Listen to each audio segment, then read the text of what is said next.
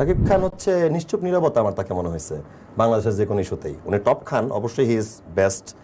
আমি নিজেও তার সিনেমা হলে দেখি, কিন্তু উনি একজন নিশ্চুপ নীরবতা আমার কাছে মনে হয়। উনি বোবাই থাকুক আজীবন, এরকম সুন্দর হ্যান্ডসাম, দেশ বিদেশ ঘুরবে আর সিনেমা করবে। মিডিয়া পাড়ার কথা গুঞ্জন চলতেছে উনি একজন বোবা, উনি আসলে প্রতিবন্ধী, উনি ওনার মতো থাকুক না, উনি জাস্ট ওনার নাম ফেম নিয়ে আছে থাকুক। হ্যালো, আপনাকে স্বাগতম আমাকে দেখতে এবং কি শুনতে, ভিডিওটিতে ক্লিক করার জন্য। যারা সাকিবিয়ান আছেন তারা আমাকে গালাগালি করার আগে আমার ভিডিওটা শেষ পর্যন্ত দেখেন, তারপর আমাকে গালাগালি করেন, নো প্রবলেম। আপনি যেই সেলিব্রিটির ভক্ত হন না কেন, অন্ধ ভক্ত বলতে যে ব্যাপারটা, এটা না হয় আমি মনে করি ভালো। আপনার প্রিয় একজন অ্যাক্টর, তার সমালোচনা, তার ভালো কিছু খারাপ কিছু সবকিছুই আপনাকে মানতে হবে, বুঝতে হবে, হজম করতে শিখতে হবে।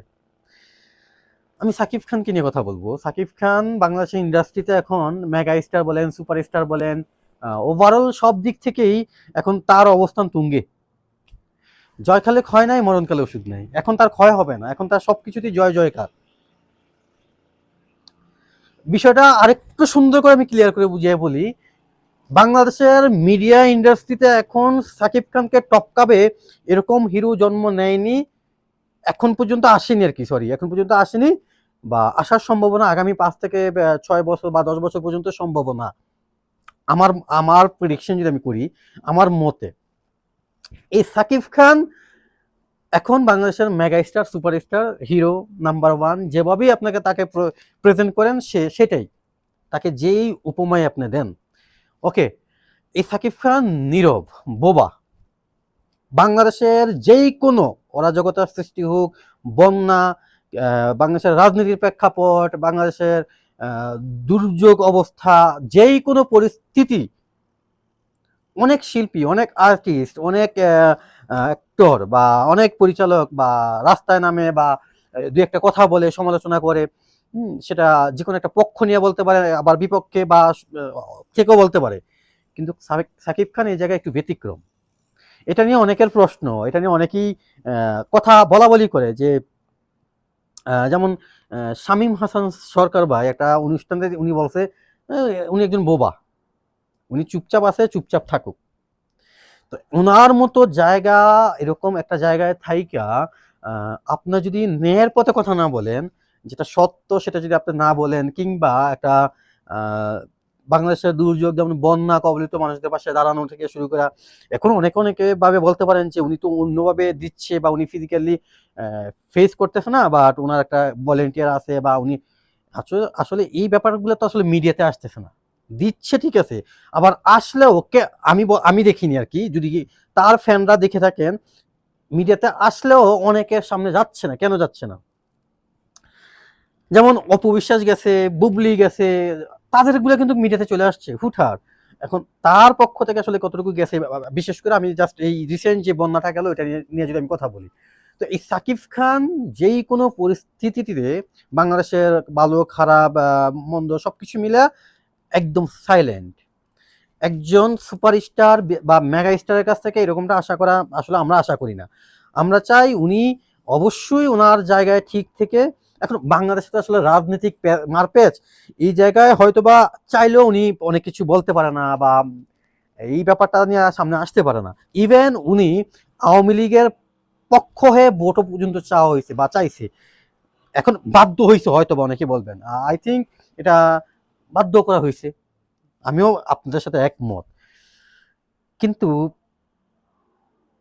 বাধ্য করা এরকম অনেক কিছু করা হয়েছে, বাট তারা করেনি। যদি আমি এক্সাম্পল দিই, অভিনেত্রী বাদন বলেন, ছোট পর্দায়, তারপর সিয়াম বলেন, তারপর আর কে আছে, অনেকেই আছে, অনেকেই বাধ্য করা বা অনেকেই এই তাদের সাথে যোগ দেওয়ার জন্য বাধ্য করা হয়েছে, কিন্তু আসেনি। যেমন আমাদের কুমিল্লার আসিফ আকবর, তারপর আছে আছে না, অনেক কিছু তো আছে। কিন্তু তারা কিন্তু তাদের জায়গায় ঠিক ছিল। এখন ঠিক আছে, তারা একটু সুবিধা পায়নি, তারা কাজ করতে পারেনি, সরকারের কাছ থেকে হয়তো একটু হয়রানিমূলক অনেক কিছুই তারা ফেস করছে, কিন্তু তাদেরকে তাদের জায়গা থেকে, সততা থেকে এক চুল পরিমাণ নাড়াতে পারেনি। সাকিব খান আসলে কি, হয়তোবা এটাও হইতে পারে সে বিতর্কতভাবে আওয়ামী লীগ করে, এটাও হতে পারে। সবকিছু মিলেয়া সবকিছু সমষ্টি যদি আমি হিসাব করি, সাকিব খান একজন মেগা স্টার, ওনার ফ্যান ফলোয়ার বাংলাদেশে হিউজ হিউজ। তো ওই জায়গা থেকে ওনার এরকম নীরবতা পালন করা বা নীরব থাকা কোনো ইস্যুতে বাংলাদেশের, সেটা পজিটিভলি, বিশেষ করে আমি রাজনীতি বাদ দিয়ে যদি একটু বলি, যেমন ছাত্রের উপর যেভাবে হামলা হয়েছে, ছাত্রদেরকে যেভাবে মারা হয়েছে, আমি জানি না সাকিব খানের ফেসবুক আইডির ইয়াকে লাল করা হয়েছিল নাকি কালো করা হয়েছিল, আমি জানি না। যাই হোক, এত কিছু নিয়ে আমি কথা না বলি। তবে এই বিষয়টা নিয়ে কথা উঠছে বা মিডিয়া পারে কথা গুঞ্জন চলতেছে, উনি একজন বোবা, উনি আসলে প্রতিবন্ধী, উনি ওনার মতো থাকুক না, উনি জাস্ট ওনার নাম ফেম নিয়ে আছে, থাকুক। সো এটা আসলে ঠিক না। ওনার এই নাম ফেম যা যা কিছু বলি না কেন, আমরাই করছি, আমরা সাধারণ পাবলিক বা জনগণ। সো ওনার দীর্ঘায়ু অবশ্যই কামনা করি। আমি একজন বাংলাদেশি হিসেবে, উনি একজন বাংলাদেশি, আর ওনার সৎ জ্ঞান বা বলার যেই রুচিবোধ বা সাহস, এটা আল্লাহ ওনাকে দান করুক, সেটাও কামনা করি। সকল সাকিবিয়ানদের কাছে আমার একটাই রিকোয়েস্ট, আমাকে গালাগালি করবেন না, আমি ওনার বিপক্ষে কোনো কিছু বলিনি। তবে আমি চাই একজন হিরো হিসেবে, উনি যেরকম হিরো হিসেবে বাংলাদেশের প্রত্যেকটা জায়গায়, প্রত্যেকটা বিষয়ে যেখানে দুর্নীতি কিংবা যেখানে অবিচার হচ্ছে বা কি আছে বিষয়, এই বিষয়গুলো নিয়ে উনি কথা বলুক, এটা আমিও চাই। সবাই ভালো থাকবেন, সুস্থ থাকবেন। ভিডিওটা ভালো লাগলে লাইক করবেন, শেয়ার করবেন, বেশি বেশি শেয়ার করবেন। আর আরেকটা বিষয়, আপনি যদি আমার চ্যানেল নতুন হয়ে থাকেন, চ্যানেলটা সাবস্ক্রাইব করবেন। আজকে এই পর্যন্তই, টাটা।